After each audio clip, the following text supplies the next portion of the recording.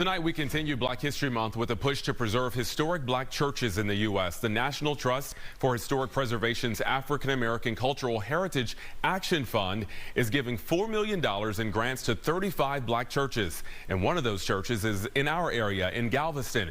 Our photojournalist Darlene Faires went down to the Reedy Chapel African Methodist Episcopal Church to see how they're using the grant money and why preserving the church's history is so important.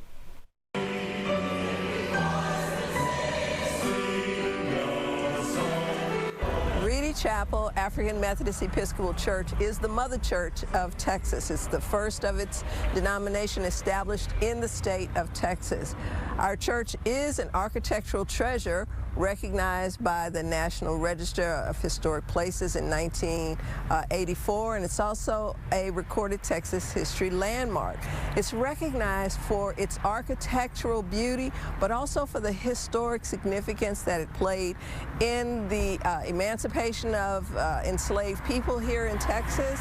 Maintaining a historic structure like this is very expensive, much too expensive for a small congregation. And so we were very fortunate to be able to apply for a grant from the National Trust for Historic Preservation. They had an initiative called Saving Black Churches. So we're going into our prayer garden. You can see that there's just a little garden growing inside of the window, inside of the protective covering. Water has cracked the frame because if you look up higher, you see that that protective covering is cracked. It's broken. And water just flows in there with the rain. As you can see here, our stucco and the masonry of the building needs to be replaced. There's places where it's missing, where it's damaged. It's really important to preserve a church like this because it is an important part of the historical narrative of this city, of this state, and of this country. In 1848, it was formed by the United Methodist Church South. They decided to have a place for their slaves to worship.